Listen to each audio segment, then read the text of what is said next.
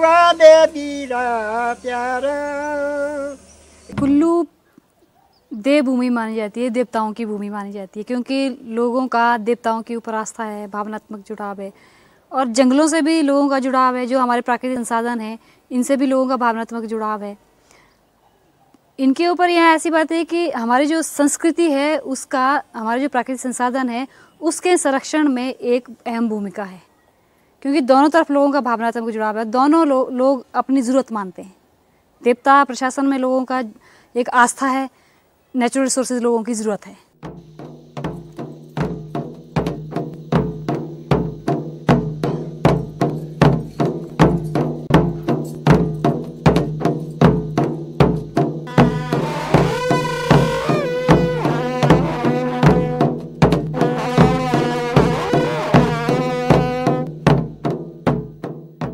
कहते हैं कि जितने भी जो आजकल जो देवता है जो पहाड़ों में बसे हैं, ऋषि मुनियों के रूप में ये पहले शुरुआत हुए। बड़े बड़े जो शहर आज बन चुका है, इन जगहों में अपनी तपस्या करते थे। जब शहरों में भारी भीड़ भड़ाका या इस तरह का होने लगा तो ये ऋषि मुनि जो है जंगलों की ओर भागने लगे। तो जंगलों में के साथ इनका ज़्यादा संबंध रहता है, जैसे नदी नालों में बसना या जंगलों में जाना।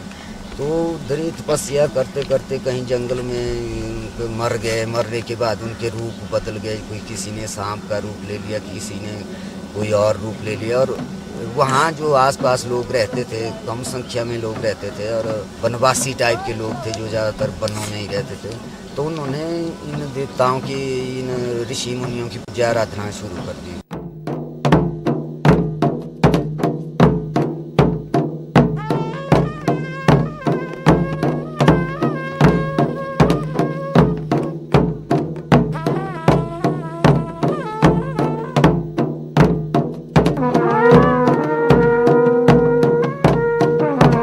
हमारा जो समाज है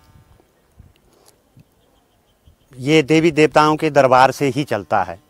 वो इस वजह से चलता है कि मान लीजिए कि मेरे घर में कोई कार्यक्रम है, अब उस कार्यक्रम को मैं अकेला तो नहीं कर सकता हूँ, तो उसके लिए एक पावर चाहिए। तो पावर क्या है? वो है हमारा समाज। तो वो समाज कहाँ एकत्रित होता है? वो है एक देवता का स्थान। बाकी जगह तो हम एकत्र नहीं हो सकते हैं। बाकी जगह तो राजनीति चली है, धड़े में बढ़ जाते हैं लोग, लेकिन वहाँ धड़ा नहीं होता। वहाँ पर तो एक विश्वास होता है, आस्था है। जब सभी लोग इकट्ठे हो गए वहाँ पर, तो एक चर्चा चलती है कि भाई मेरे घर में कार्यक्रम है तो वो करना है। तो जब उसकी चर्चा होती है तो सभी लोग मिलजुल के उस घर के कार्यक्रम को कर देते हैं। तो सामूहिकता भी बनी रहती है और घर के कार्यक्रम भी निकल जाते हैं। इस वजह से लोग जो है देवताओं के स्थान को मानते भी हैं। जैसे मैं घर में बड़ा है ना, अपने परिवार में मेरे को बोलते हैं पिताजी, ऐसा हमारा बुजुर्ग देवता ही है।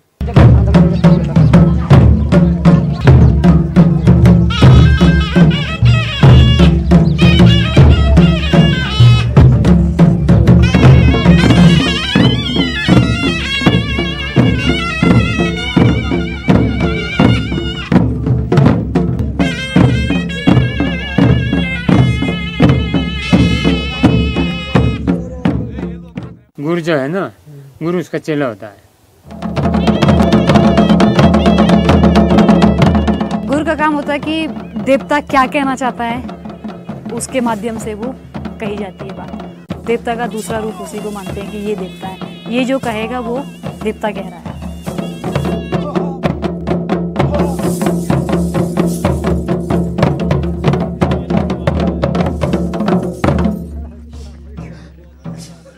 क्या होगा किस वाला आदमी अच्छा रे रुका चलो चलो आप पे कि चले अरे क्या समझा हुई तो चलो नहीं आना ना ऐसे क्या सब समझा अकेले नहीं था दिहाड़ी में बस मेरा ठाकुर से बाल जो खबर तो चलते नहीं सब्सक्राइब एक त्रि मेरे साथ उन्होंने भी चले भी ढाई कर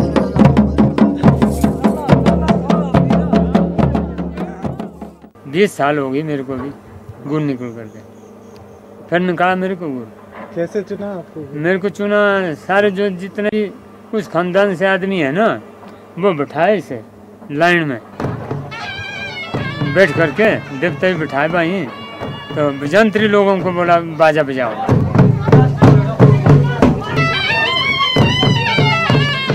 फिर बोला जिसको देवता अंदर चढ़ेगा गुरु वही होगा। जब हम बैठे बाकी लोग हो गए पीछे, जो देवता मेरे में चढ़ गया, मैं उभर गया। उस टाइम ऐसे कंपना हो गया। लोगों ने बोला बस हो गया हो गया हो गया, ये हो गया।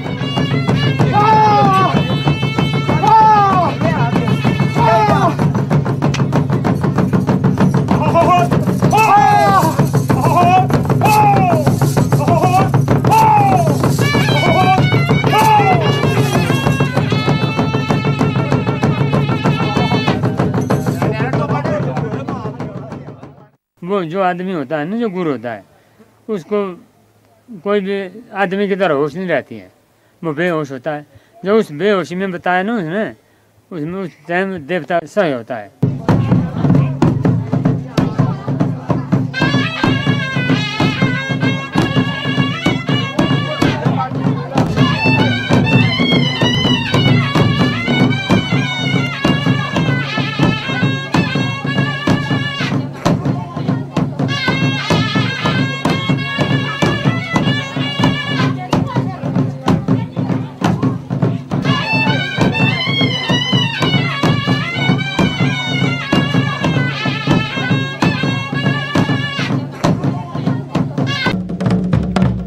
ज़्यादातर जो है यहाँ के लोग जो है जंगलों में रहते, जंगलों से अपना खान पान हर चीज़ रखते थे संबंध। तो देवताओं ने भी फिर इस तरह कहीं जंगल में बस के और उसको पूरा उस जंगल को बचाने के लिए जो है उसको उसके ऊपर कुछ पाबंदियाँ, कुछ नियम बना दिए और जो स्थानीय लोग थे उन्होंने उन नियमों को पालना शुरू कर दिया।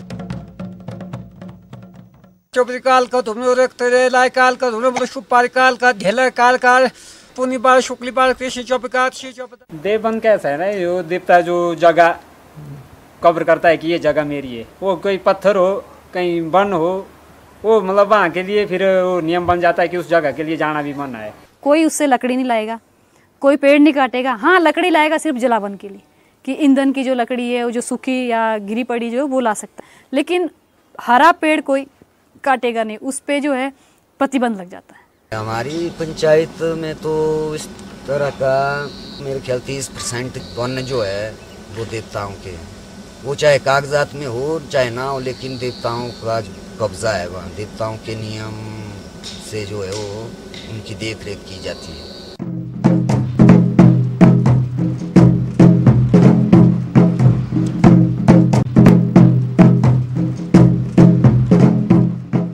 इससे पर्यावरण ही बच जाता है, इसमें मतलब इतना बड़ा जंगल बच जाता है कि उसमें अब वो जंगल है उसमें पर्यावरण ऐसा बढ़िया है वहाँ। मतलब अब तो कुछ हो गया ना, वो बड़े बड़े पेड़ गिर भी रहे, वहाँ तो ऐसा है तो वहाँ मतलब इतना अंधेरा हो जाता है वहाँ कि दिन में वहाँ धूप तक नहीं पहुँचती है। प्रजातियाँ भी ऐसी बची हुई है कि जितने भी इस एरिया में जो भी प्रजातियाँ हैं ना पेड़ पौधे की, वो उस जंगल में हर किस्म के पौधे मिलेंगे।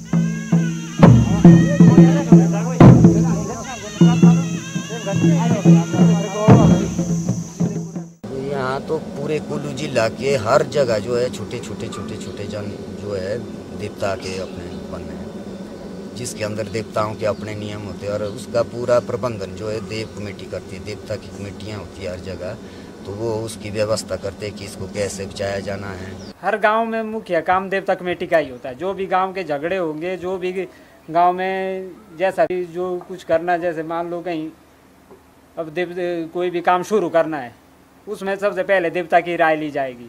उसके बाद वो देवता कार्य कमेटी को बुलाएंगे, फिर जो भी देवता उस काम को करने के लिए बोलेगा वो ही काम किया जाएगा। इसकी अनुमति के बगैर कोई भी काम नहीं होता है।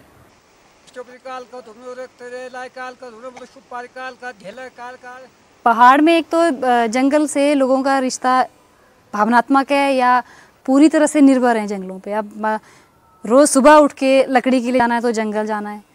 अगर हम आजीविका की बात करें, जंगल में बहुत सारी जड़ी बूटियां हैं, या मान लीजिए सूखी लकड़ियां जंगल से लाते हैं बेचते हैं लोग, उनका भी कैसे उसका वितरण होता है, गांव के लेवल पे कौन कितनी लाएगा, वो उनके अपने नियम बने होते हैं। तो यानी कि रोज़ सुबह उठ के उनका जीवन शुरुआत जो है वो जंगल से होती है।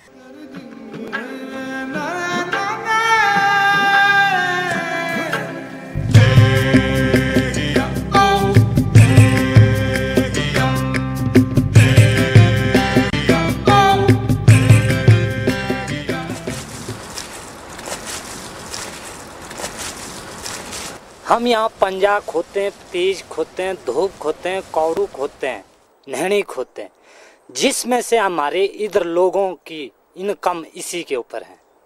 कैसे?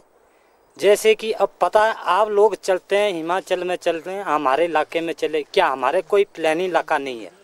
हमारी ज़मीन जो पथली है।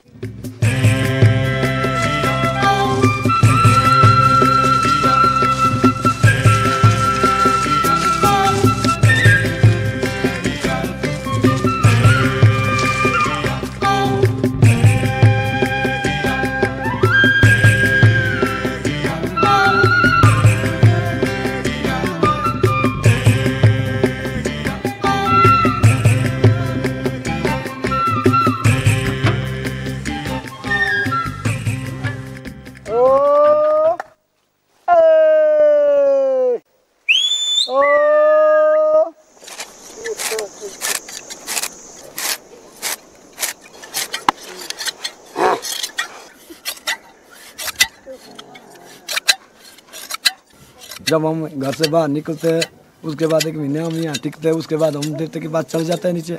वो नारायण लोग हमारे को विद्या देते थे, ऊपर 7 पृष्ठ को होता है नीचे शानु मेड़ा फलों का, उसमें हम बात करते हैं देवते के साथ, फिर देता है वो हमारे को विद्या, यहाँ से फिर चल जाते हैं ऊपर।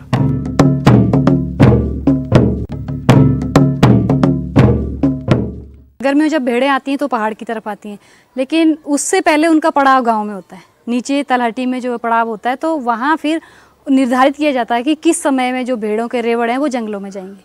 जिसके पीछे तर्क ये भी है कि जंगल में अभी बहुत सारी ऐसी जड़ी बूटियाँ हैं जो कच्ची स्थिति में हैं, या बहुत सारे ऐसे छोटे छोटे पेड़ हैं जिनको वो चर जाएंगी तो वो जिंदा नहीं रह पाएंगे। ऐसे क्यों करते हो कि आप मतलब देवता की अनुमति ले लेके जाते हैं? ये तो प्राचीन काल की बात है ना, हमारे बुजुर्गों की बात है। जो हमारा रक्षा करता है यही देवता, वो पूरा दिन ठीक दिन देखता है, साफ दिन, उस दिन हमारे को विदा किया जाता है यहाँ से। फिर कुछ नहीं होता हमारे को रास्ते में, कई बातें होती है ना रास्ते में, कोई पत्थर आता है, कोई कुछ आता है, फिर कुछ नहीं होता है।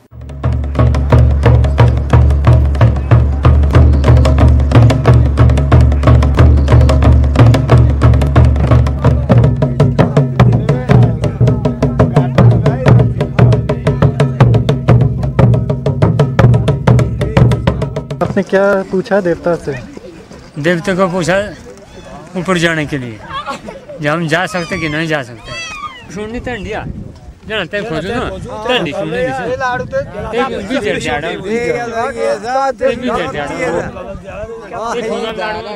मैंने बोला देवता को नेशनल पार्क वाले हमारे को रोक रहा है।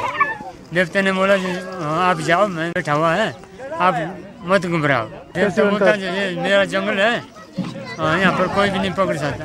सुन डाले रे सीडुआ मारे देशेरी कहानी,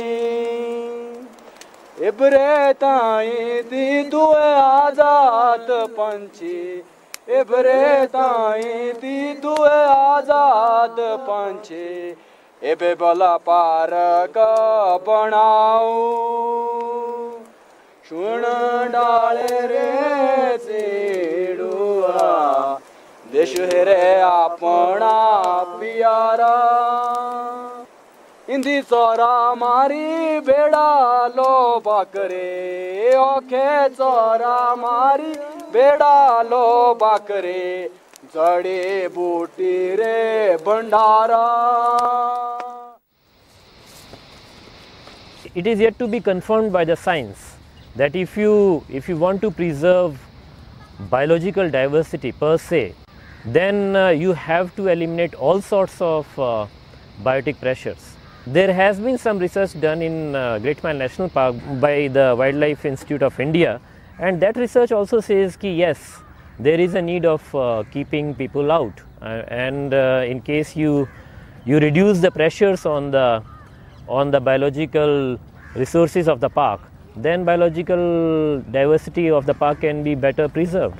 पार्क के अंदर तो बहुत मतलब ऐसा नहीं है कि 12 महीने लोग जाते हैं, वो तो कुछ टाइम आता है ऐसा 1-2 महीने में लोग जाते हैं और उसमें वापस आ जाते हैं।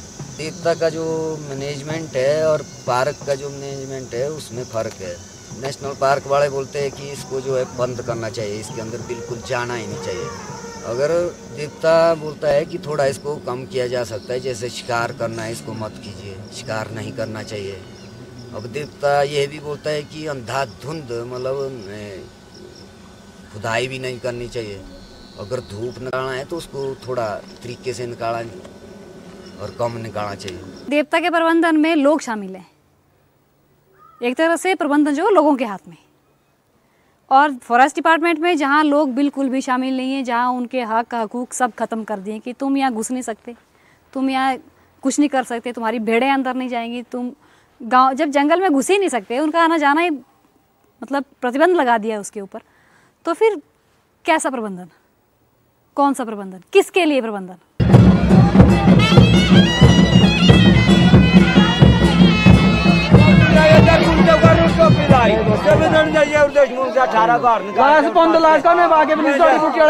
भेड़ बकरी बंदे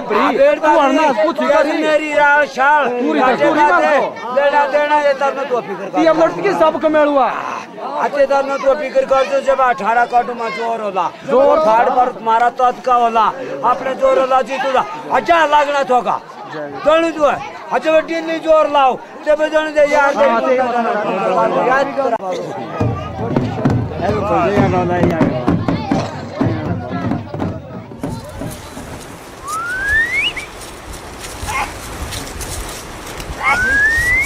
You can see a lot of trampling by these animals. I mean, wildlife doesn't do that much of trampling, but in case you have artificial or something coming from outside into the natural area, like these sheep and goats, unregulated, then I mean, you really over trample the whole lot of biological diversity.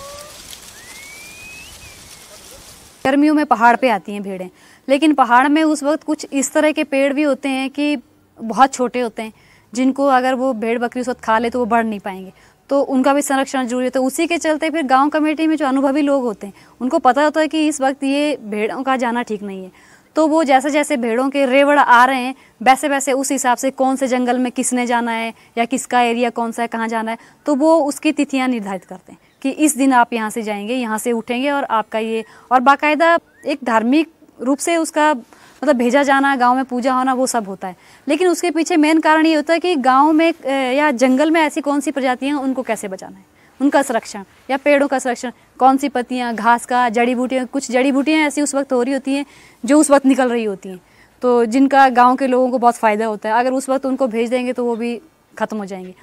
बहुत life वालों ने बंद किया, किस वास्ते आज झारखंड की, जिसमें से हम बचपन से घूमे पहाड़ों में, हमारी बिजनेस इसी के ऊपर होती है, और जोत से कमा के लाना और फिर बेच देना लालों को, लाले से खाना खरीदना और फिर बच्चों को खिलाना, बुजुर्गों को खिलाना। कहते बीज खत्म होना, कैसे बीज खत्म होगा? ये देखो टूट के आई हुई है, इसका जो जड़ है वो रहा मिट्टी में, वो दूसरी साल के लिए घास लगेगा और पेड़ लगेगा पूरा, जैसे कि ये थोड़ा थोड़ा चोटी से हम निकालते जाएंगे। एक बार हमारा एरिया है सेंज की तरफ की, जहाँ पे बहुत सारा धूप हुआ और बहुत सारा लोगों ने बहुत दहन किया उसका, कि जब अगली बार देखा तो वो बहुत बारीक हो चुका था, क्योंकि उसको निकाला गया था इस वक्त शायद जब उसका समय सही नहीं था, कि वो जड़ी बूटी जो निकालनी उसका निकालने का समय सही नहीं था। क्योंकि गांव में देवता कमेटी या जो एक्सपीरियंस अनुभवी लोग को पता है कि ये जो जड़ी बूटी है किस टाइम परिपक्व होती है, इसको निकालने का टाइम कौन सा है, तो उससे पहले ये ना निकाले। तो फिर एक देवता कमेटी ने ये फैसला लिया कि 15 अगस्त से पहले वो जड़ी बूटी नहीं निकाली जानी चाहिए, क्योंकि उसका टाइम उस वक्त तक नहीं है, तो उसके बाद ही निकाली जाए। इन्होंने बोला जंगल के बदले जंगल देना तो आपको, जो आपने कहा थाच जाएगा उसका मतलब आपको रोजगार देंगे। हमने तो वही मुद्दा इस साल भी उठाया था, वो कहाँ है हमारा वो रोजगारी, कहाँ है हमारा वो जंगल, जंगल तो दो ना। हमने गवर्नमेंट को भी वहाँ सर भाई जो भेड़ बकरी पालने के लिए बहुत सुविधा दे रहा है, वो चरानी कहाँ, इस जंगल नेशनल पार्क ने ले गया, कहाँ चरानी, तुम्हारे सिर पर चरानी है। कितनी सुविधा दे रहा है मतलब गवर्नमेंट, मतलब भेड़ बकरी पशु पालने के लिए, क्यों खोली ये योजना बेकार, जंगल है नहीं, जंगल सारे ले गए।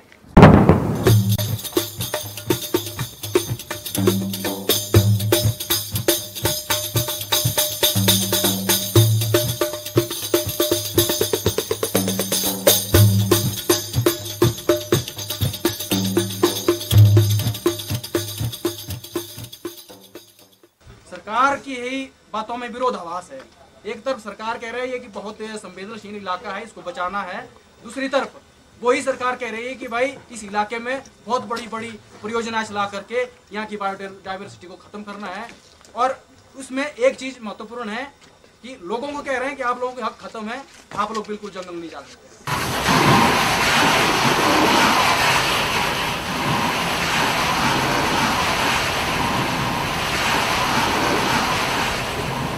पार्वती प्रोजेक्ट का जो काम चला हुआ है, इससे पर्यावरण इतना दूषित हो रहा है, इतना खराब हो रहा है, पेड़ पौधे इतनी अंधाधुंध मात्रा में काटे जा रहे हैं और जो मलबा निकाला जा रहा है वो सारा नदियों में फेंका जा रहा है और नालों में फेंका जा रहा है।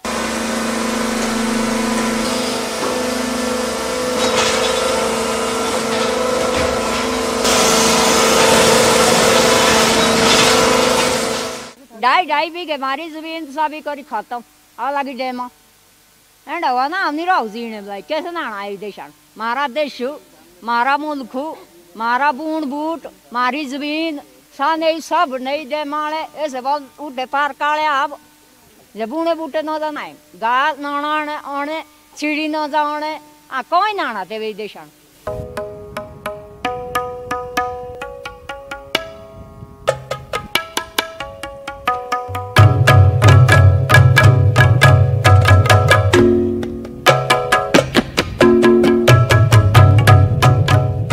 जैसे ये पार्वती प्रोजेक्ट का काम शुरू हुआ तो उस टाइम तो जगह जगह देवताओं ने अपने जो चेले होते गुरु होते उनके माध्यम से लोगों को बताया था कि ये जो इस तरह का नुकसान हो रहा है, नदी नालों को खराब किया जा रहा है या जंगलों को खराब किया जा रहा है, जंगलों के अंदर भीड़ भड़ाका हो रहा है, ये हमको सहन नहीं होता है, हम इस जगह को छोड़ के और ऊपर चले जाएंगे। देववन भी एक बड़ा भारी प्रभावित हो गया इससे, जैसे वहाँ मतलब एक आवाज़ करनी भी एक मतलब जितने भी जोर से वहाँ बात भी नहीं कर सकता उस जंगल में, तो वहाँ अब उधर से अब गाड़ियाँ चल रही है।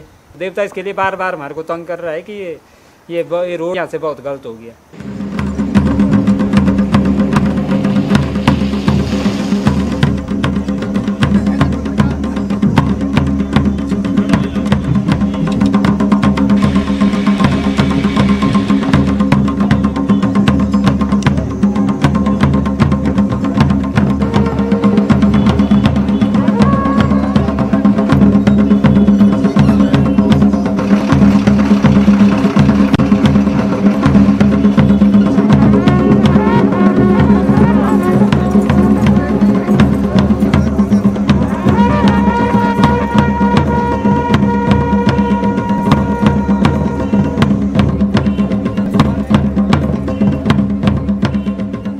जल विद्युत परियोजना का जो निर्माण कार्य है वो सारा का सारा ज़्यादातर ऐसी जगह में है जहाँ के आबादी बहुत कम है। तो कुछ लोगों की ये धारणा थी कि इसके पार्क के बनने से उस एरिया की जो वन्य प्राणी है उसके लिए बहुत असुविधा होगी, क्योंकि वो डिस्टर्ब हो जाएंगे, इतनी ब्लास्टिंग होगी, इतना ये होगा। लेकिन उसमें भी जो हमारा अनुभव है वो एक बात कहता है कि आज मैं देखता हूँ कई जगह जहाँ ये आज भी वाइल्ड लाइफ है, उस जगह पर ब्लास्टिंग भी होती है तो वो वाइल्ड लाइफ बिल्कुल नहीं डरती है, क्योंकि उसको एक किस्म की आदत पड़ गई है कि इसके नज़दीक मुझे रहना है। तो शुरू में ये समस्या हो सकती थी, लेकिन आज तो क्योंकि हर जगह हर गांव को सरकार सड़क से जोड़ने का प्रयास कर रही है तो उससे भी तो ब्लास्टिंग होती है। तो पार्वती जल विद्युत परियोजना का काम है, ये भी तो कोई बहुत लंबा चलने वाला नहीं है, 10, 15, 20 वर्षों में ये भी समाप्त हो जाएगा। इसलिए जब एक दफ़ा वहाँ का निर्माण कार्य हो जाएगा तो वहाँ कोई आबादी तो रहने वाली नहीं है। इसलिए मुझे नहीं लगता कि परियोजना के बनने से कोई वाइल्ड लाइफ बहुत ज़्यादा डिस्टर्ब होगी, ऐसा कुछ नहीं है, क्योंकि जब एक दफ़ा उसका काम हो गया उसके बाद तो उसको छोड़ देना है।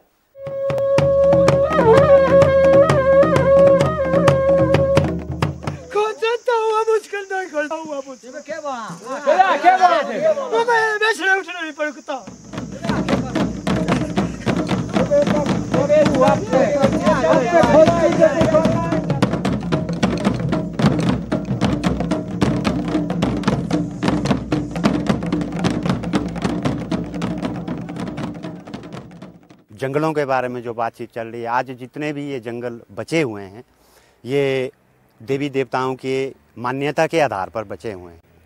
क्योंकि यहाँ पर हमारा समाज जो है वो देवताओं के स्थान को महत्व देता है। जब तक लोग साथ में नहीं हैं तब तक कहीं कोई मैनेजमेंट नहीं होता, क्योंकि प्राकृतिक संसाधनों में हम 5 चीज़ों को मानते हैं, जंगल, जल, ज़मीन, जानवर, जन। इनमें से अगर एक भी चीज़ नहीं रहती है तो वो सारा जो सर्कल है वो सारा खत्म हो जाता है। नेशनल पार्क की स्थिति में ऐसा है कि ठीक है मैनेजमेंट है, बाहर से लाते हैं, प्रबंधन उनका अपना है, लेकिन जब तक लोग उस प्रबंधन में शामिल नहीं है तो वो प्रबंधन कहीं भी कामयाब नहीं है। सीधी सी बात तो ये।